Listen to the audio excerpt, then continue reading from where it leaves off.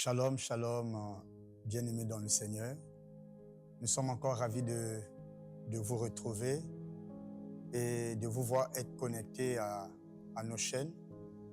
Et nous voulons relancer encore cette série d'enseignements pour édifier le peuple de Dieu, afin que notre foi croisse en Christ et que nous soyons édifiés en lui, par lui et pour lui, afin que nous soyons parvenus à la connaissance parfaite de Christ et à la stature parfaite de Jésus-Christ. Et en ce jour, tout dépend de l'heure à laquelle vous êtes connectés.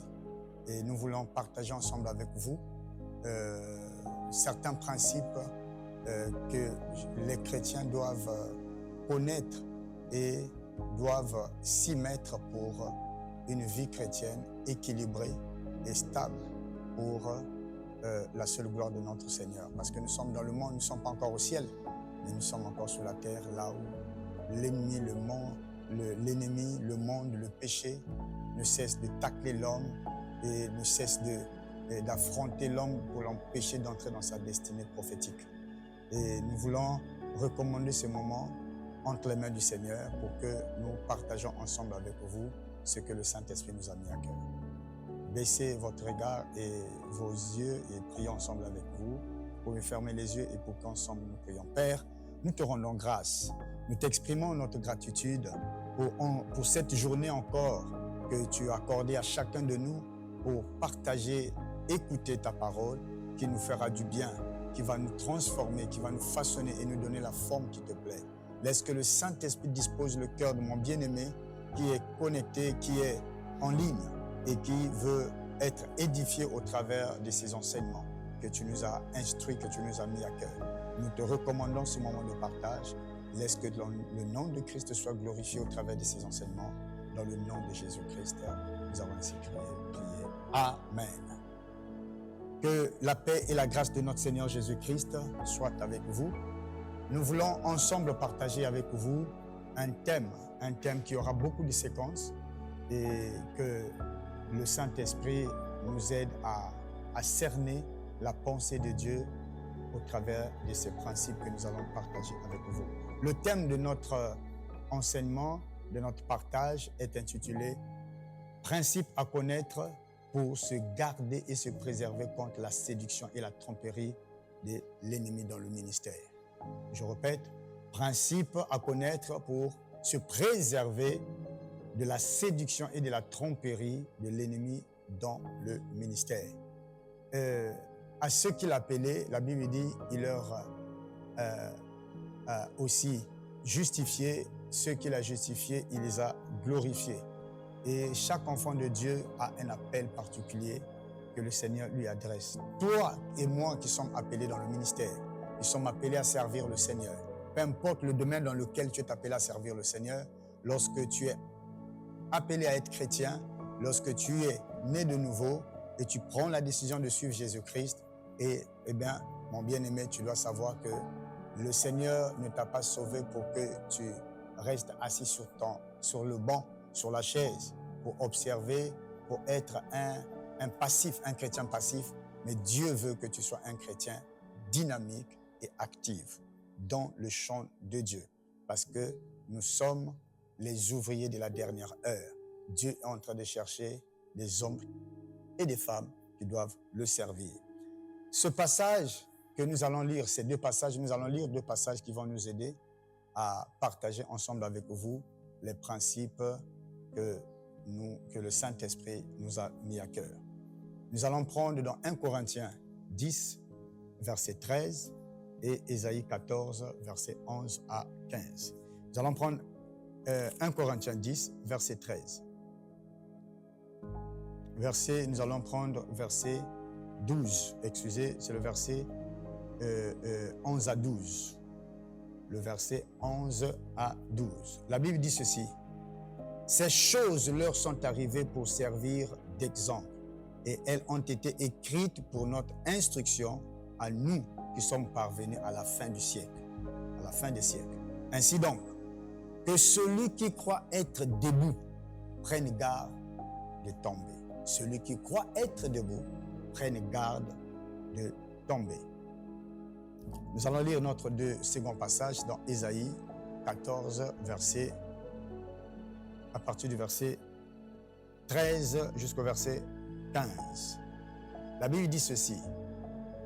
Tu disais en ton cœur, je monterai au ciel, je lèverai mon trône au-dessus des étoiles de Dieu, je m'assiérai sur la montagne de l'assemblée à l'extrémité du septentrion. Je monterai sur le sommet des nuées, je serai semblable au Très-Haut. Mais tu as été précipité dans le séjour des morts, dans les profondeurs de la fosse. Amen. Ces deux passages nous amènent à tirer quelques leçons et quelques principes à connaître dans le ministère. Des principes qui vont nous aider. Il y a certainement une panoplie de principes. Nous avons cerné quelques-uns que nous allons partager ensemble avec vous afin que nous soyons vigilants, parce que la Bible dit veillez et priez afin que vous ne tombez pas en tentation. Et nous devons veiller et prier afin de ne pas succomber aux ruses, aux tromperies, aux séductions de l'ennemi. Amen. Bien, nous allons voir les principes à connaître et les choses à éviter lorsque vous êtes appelé de Dieu. Lorsque vous avez un appel de Dieu, que vous soyez un bien-aimé frère, une bien-aimée sœur, chacun de nous sert Dieu dans un domaine donné, dans le champ de Dieu. La Bible dit que priez pour que le maître de la moisson envoie des ouvriers dans son champ, car la moisson est grande, mais il y a peu d'ouvriers. Et Dieu cherche des hommes. Plusieurs viennent à Christ, mais ne sont pas prêts et disposés à le servir. Mais Dieu attend et s'attend à ce que, après être sauvés, que nous nous engageons dans le service. Peu importe ton appel, peu importe ton ministère. Lorsque nous nous engageons à suivre Jésus-Christ, la Bible dit, celui qui veut me suivre, qui se charge chaque jour de sa croix. Et lorsque vous vous engagez à suivre Jésus-Christ, sachez-le que le chemin que vous avez choisi est un chemin étroit. Le chemin du salut, le chemin par lequel Dieu nous fera passer autant qu'un appelé de Dieu, et n'est pas un chemin large, n'est pas une voie large, mais c'est un chemin, une voie très étroite. La Bible dit, étroit est le chemin qui conduit à la vie. Et donc, le parcours du chrétien, le parcours d'un appelé de Dieu est un parcours parsemé de beaucoup d'épreuves, de beaucoup de tentations, de beaucoup de tests. Et donc, nous sommes appelés à être vraiment prudents et à compter que sur le Seigneur, à regarder et à compter que sur lui. Parce que nous ne sommes pas les premiers à marcher dans cette voie du salut. Certains nous ont précédés. Les uns sont tombés et les autres ont gardé la foi jusqu'à la fin. Et donc, nous qui sommes parvenus au temps de la fin, la Bible dit, ces choses ont été écrites pour notre édification, pour servir d'exemple à nous qui sommes parvenus à la fin des siècles. Et donc, la vie des héros de la foi du passé, la vie des héros, nos pères de l'Église, les prophètes de l'Ancien Testament, les serviteurs et servantes de Dieu dans l'Ancien Testament, tout comme dans le Nouveau Testament. Et si ces récits ont été rapportés et écrits dans la Bible, pour que cela serve d'exemple à nous qui sommes parvenus à la fin de temps, pour que nous puissions tirer des leçons de sagesse, afin que nous sachions comment il faut que nous nous conduisons et comment il faut que nous menions et marchions avec le Seigneur dans cette voie si glissante, si étroite. Et je sais que par nous-mêmes, on ne peut rien. La Bible dit, sans moi, vous ne pouvez rien faire. Et bien aimés, quels sont les principes à connaître? Quelles sont les choses à éviter lorsque vous êtes appelés de Dieu? Les deux passages que nous avons lus montrent l'exemple. La Bible dit, celui qui croit être debout, qu'il prenne garde de ne pas tomber. Et nous avons vu un homme qui était proche de Dieu, une créature, un ange chérubin qui était proche dans la présence de Dieu, qui contemplait de temps en temps la gloire de Dieu. Un jour, il est tombé.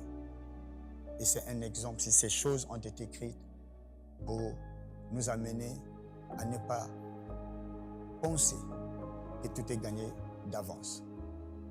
Et nous devons mettre toute notre confiance en Dieu et croire en sa grâce. Le premier principe à connaître,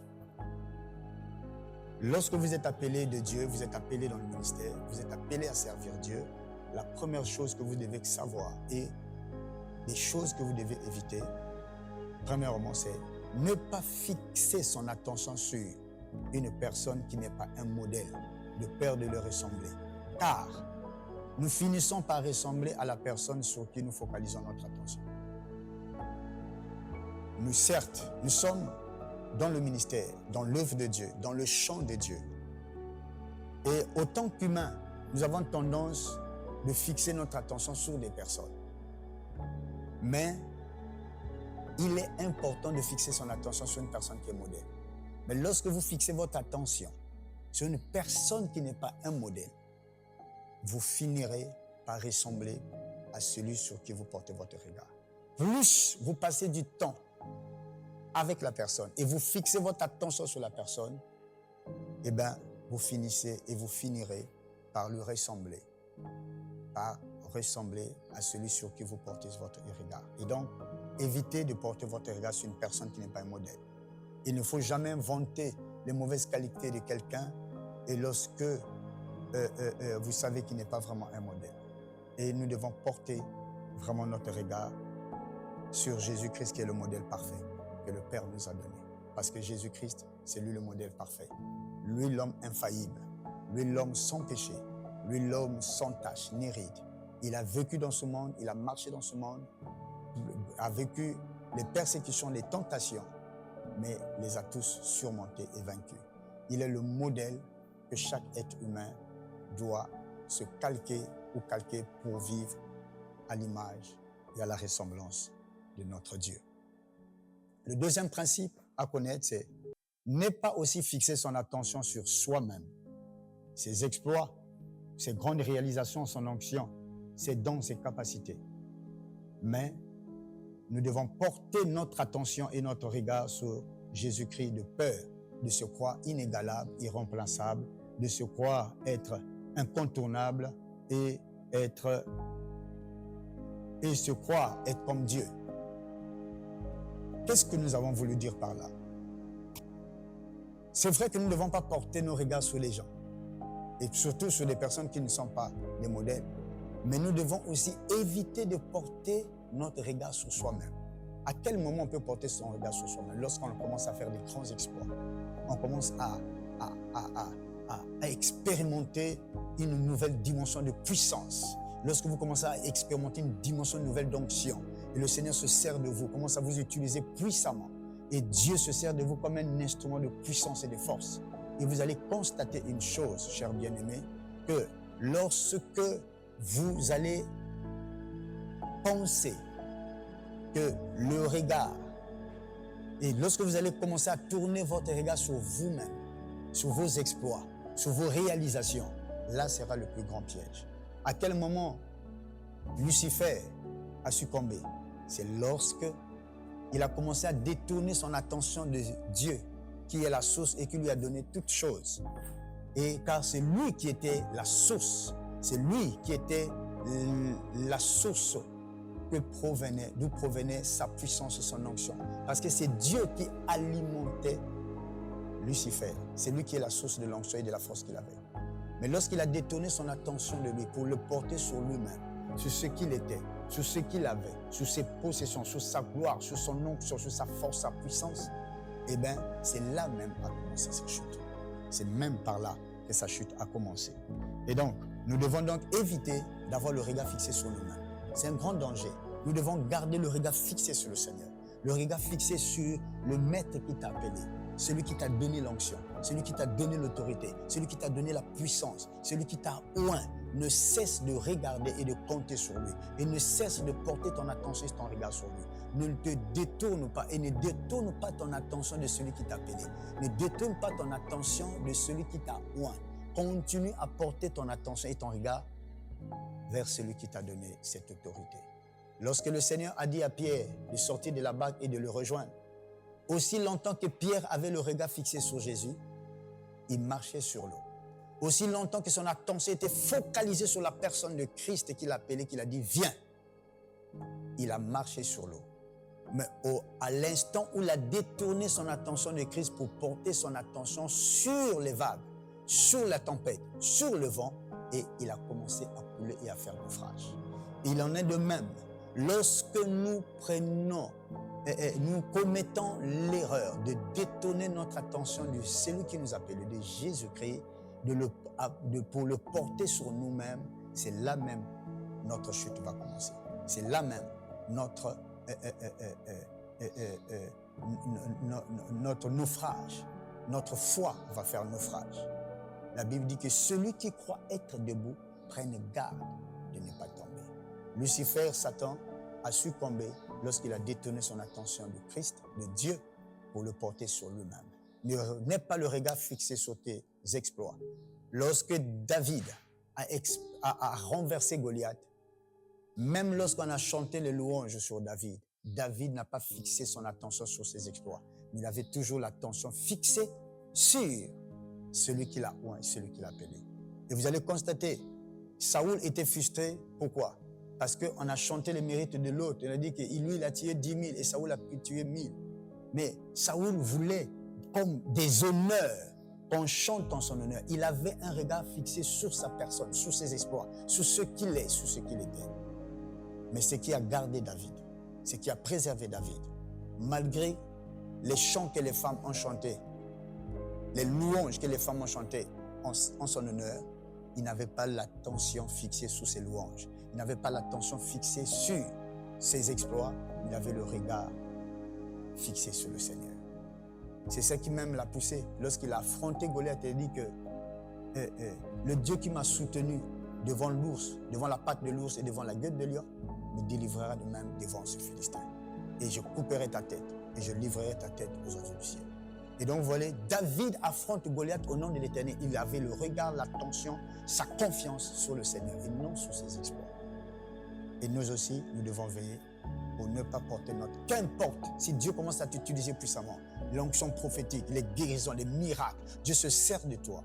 Le piège serait lorsque tu vas détourner ton attention de celui qui t'a oint et de le porter sur tes exploits. C'est là même ta chute va commencer. Amen. Le troisième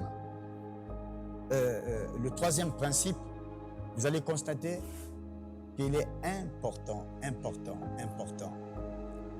Ne pas attirer l'attention du peuple vers toi-même, mais vers son Sauveur et son Seigneur Jésus-Christ.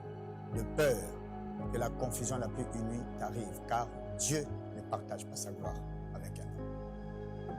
Et donc, le troisième principe, vous devez comprendre que lorsque Dieu vous appelle au ministère et Dieu commence à vous amener à des nouvelles dimensions, vous devez éviter. Vous allez constater, les hommes ont tendance à vous suivre. Et ils ont tous l'attention fixée vers vous.